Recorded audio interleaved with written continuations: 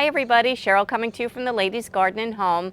It's been a while and I apologize, and I think it's time for me to take you on a tour on this lovely day in early July. I hope you join me.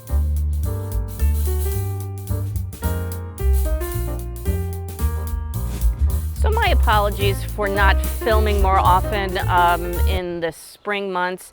To be honest with you, I've had to take it very slow in the garden this spring. It wasn't all weather related, it was also kind of health related, and I'm not able to work in the garden for as much amount of time that I used to because of my back and my knees and hip and all of this kind of stuff. But anyway, I've slowly but surely gotten, most of my summer vegetables in. I haven't really pulled up too much yet from my spring stuff, but I wanted to take you around and I'll show you. I think we'll start over here this time, okay? And in here is comfrey that somebody snacked on recently. And I've got critters again that I am fighting. I've got groundhogs, 2 of them now, Fatty McFatbottom, and I think his or her offspring, and chipmunks, which are adorable, but they're actually very destructive, and rabbits.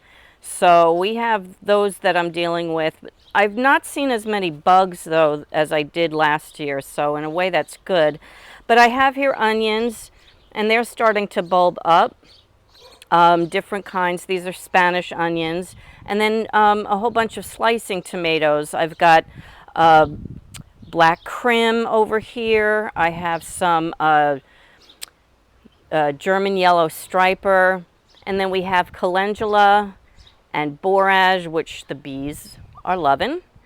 And what else do we have? We have some peppers. These are small lunchbox peppers, so the plants are actually small too. And I got a little marigold there. And we have some beets that the rabbits have been feasting on. And we also have some carrots coming up. And on this side, I have a lot going on. So it goes from here to here with that narrow path. And then I've got volunteer potatoes. These grew in the grow bags that I must have forgotten to pull a potato out of last year. So we've got those getting ready to be harvested soon. And in here, in these cages, to keep the groundhog off of the leaves this year, is sweet potatoes. They went to town on my sweet potatoes last year, and I got a horrible harvest and no leaves. Obviously, that was correlated. And then I've got some empty bags here that I'm going to be planting my summer squash in soon. I like to wait till June has passed before I plant my squash, because it seems to be after the life cycle of the squash vine borers around here.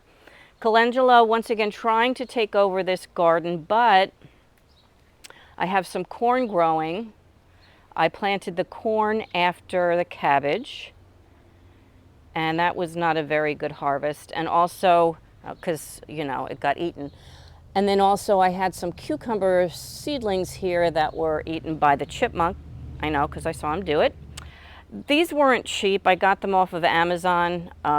They come in like just squares, and you tie them up with these zip ties. I bit the bullet and I bought them, and I'm going to be using them more around the garden now. And then over here, we've got some more peppers, different types of peppers, a little lunchbox that's got some flowers on it, jalapeno, pimento, and then that lovely, pretty, airy looking one that's been chewed by the groundhog. That's fennel. The blueberry bush had a good amount of blueberries this year. I was able to grab some before too many birds got at them.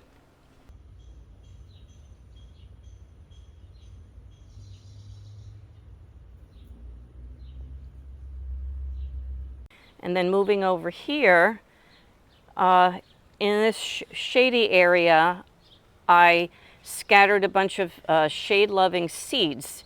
It was a special packet that I got, and So I have some flowers. I'm not exactly sure what they are. I think that's verbena. That I recognize is a calendula, and I'm wondering if this might be phlox, summer phlox. I'm not sure. And then up here, along the wall, which my landlord power washed for me the other week, thank you, I have some impatiens and vinca.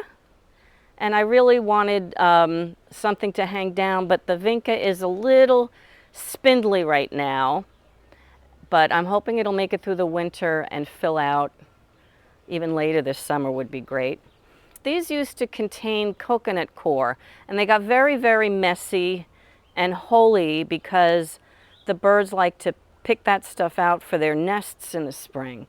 So I use that as mulch to cover up the potatoes, which are growing in these bags here. I got 10 bags of potatoes growing. And just like kind of keeping the potatoes that are towards the top from turning green. And oh, look at this. Somebody had a nice snack over here. That's very nice. Pulled up a potato. These are really ready to be harvested now. You can tell because these are really dried back. I do like to see them go way, way back before I harvest them. But this year I'm going to experiment a little by keeping them in the earth, in the soil, in the grow bags until I need them. I'm not going to harvest all of them at once. I'm going to kind of eat as I go. And I'll see if that works, because in the past when I've tried to store potatoes, they just don't store well. I just don't have the place in my house to really like root cellar them correctly. Anyway, and here is, this is actually the bulb garden, but I've put in some alyssum, some hollyhocks that haven't bloomed yet. I don't know if they will this year. Some coleus is in there, gets quite a bit of shade, and some impatiens, which need water badly. And then over here, it's going to be a little hard for me to get through here until I harvest all this lavender. This is all in bloom. I'm going to come through and I'm going to harvest a bunch of it. But the bees absolutely are going nuts for it. Here we have Mary's Rose Garden. By the way, all this needs to be watered, I know, but I water in the evening, and so when I finish doing this, I'll be out here with the hose. But I have not too many roses blooming. We had an incredible flush earlier in May and in June, and now I have to deadhead them, but I have some buds coming on. I've been deadheading them. And over here, this big mess over here is celery. And I like it to go to seed so I can collect the seeds. I use them in a lot of my cooking, the seeds. They're very flavorful. But, and you know when they're ready, when they start turning black. And I do have to thin this out because I don't need this many seeds. But I also wait till they turn black and I just throw them into this bed, and then I get a whole bunch of celery. The next time I harvested so much celery that I kind of don't have room. I got enough of it in my freezer right now. So then we have some tomatoes, and the tomatoes, when I cull the celery, the tomatoes will have a lot more room to grow, but they're starting to flower. And these are my sauce tomatoes in here. I've got a big fennel that's self-seeded. And that's going to flower now too. Fennel seeds is another great thing to cook with. And lots of, and my medicinal garden here, the feverfew is in bloom, calendula is in bloom, chamomile. A lot of this stuff needs this is why the lavender really needs to be cut back to get more sun in here. But it just kind of really spread out recently. And then this was my my lily. I've got one more bloom to go, but it had bloomed really, really nicely. Very late this year. Usually it blooms sometime in early June, but it really was towards the end of June this year. Back here I have some nasturtium. This was from a seed that dropped from last year's because I did not plant new nasturtium. There's another nasturtium plant here among the clover weeds. Back there is a little loofah. It struggled inside the house, but it's just now starting to grow. And then these tomatoes were kind of just left over, and I decided to plant them along this wall here. They'll grow up nicely. And these were German striper. Those are the yellow ones with yellowish orange ones with stripes. And just today, I discovered that somebody ate the leaves off of a lot of these eggplants. So I'm going to go put the cages, just like I have over the sweet potatoes, here as well. And they went to town on the dill. And I have one surviving cucumber plant, which I need to water, obviously. But then I'm going to also pull these peas here. As you can see, they're done. Keep getting a couple every now and then. But I'm going to pull these peas, and I will be planting more cucumbers here. I actually like having cucumbers later in the summer because then they're out at the same time and harvesting, because then I'm harvesting them around the same time as the tomatoes, and I can do all kinds of fun stuff with tomatoes and cucumbers together. Lots and lots of mint, looks nice. Oh, those peas are so good. And then here, I have peppers. I have a whole bunch of Hungarian yellow wax and some serrano. And I have leeks in here and this really obnoxious weed that I have to really weed out. But I was worried that if I aggressively weeded them now, these little baby carrots, I risk pulling those. So that's why it looks the way it does. But I'm going to come in and really get to that. And then my beans, they're starting to climb, but the leaves have been eaten off the bottom.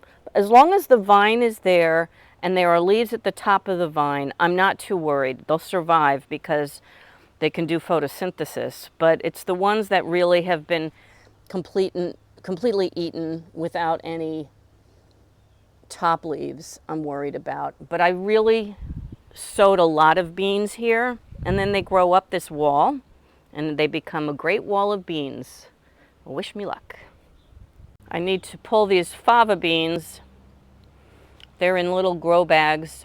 I got a good handful of fava beans. I only had 3 grow bags full, and they're the small ones. But I'm going to be putting cucumbers in there too and let them climb up this trellis and get rid of the stupid porcelain berry that's all over the garden.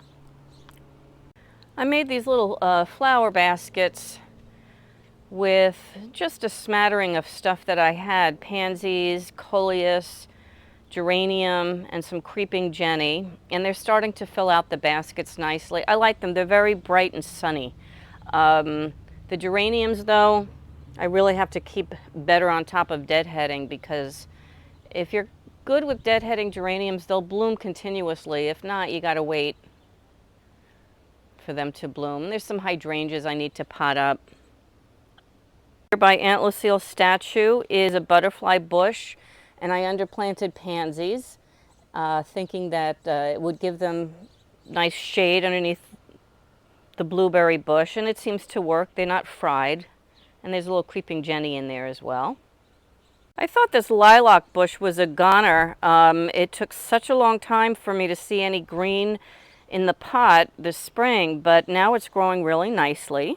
And it seems to like this dappled shade area. I've had to experiment where to move it. It's like a dwarf variety of a lilac. It's not supposed to become a really big bush, but it doesn't like full sun, and it doesn't like full shade. So this dappled area seems to work very well for it.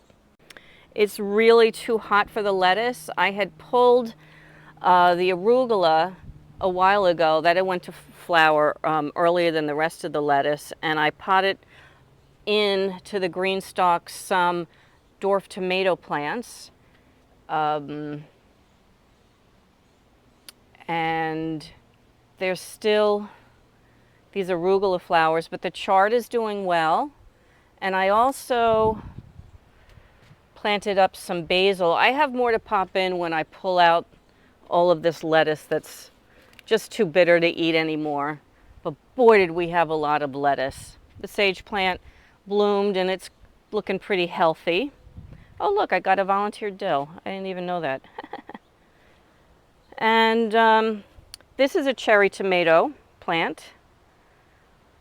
It seems to like this spot. It's very, very sunny. Yeah, this is a sweet pea. See those tiny little tomatoes? The little green ones that are coming on? They ripen very quickly, and I can get a nice handful to throw in while I'm cooking. Oh, this is exciting. Just a fig named Sue over here gave me a whole handful of figs the other night, which I put in a charcuterie board, and they were delicious. So shout out to my friend Sue, who Just a Fig Named Sue is named after. I know she looks wilty because she's hot and she needs more water. I think I really need to pot her up though. You know, she's needing water every single day. But I still have some left on here to ripen up.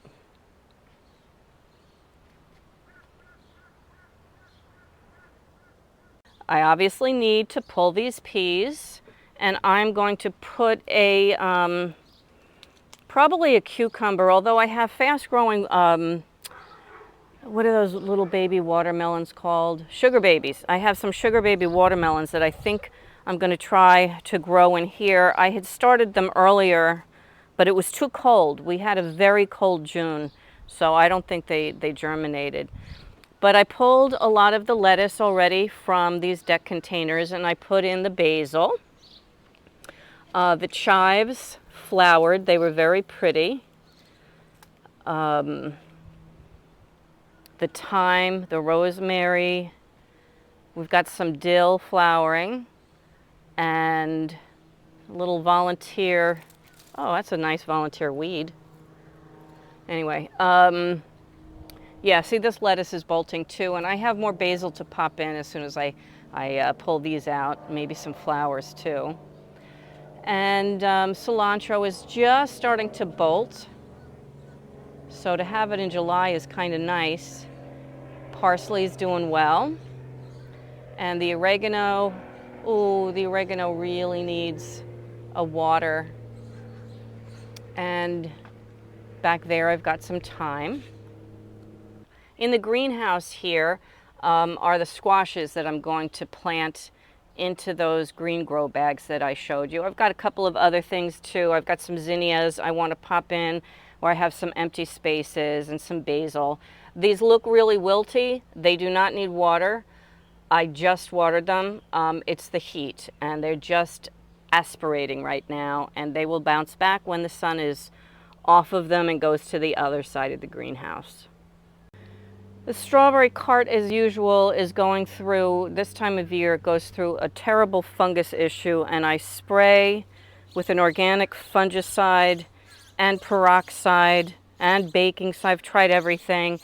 Really, the only thing that I can do when they get this bad is just pull the leaves, and I throw them out. I don't compost them. But I got nice handfuls of strawberries this year, and as you can see, it's still flowering, so that's fun. And then the geranium. Oh, a nice weed. Get out of there.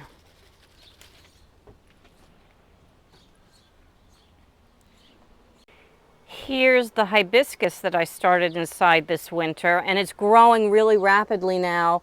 When I first put it out, it was just attacked by whatever thinks it tastes great, some bug. And I came out here with some neem oil, and I just sprayed it.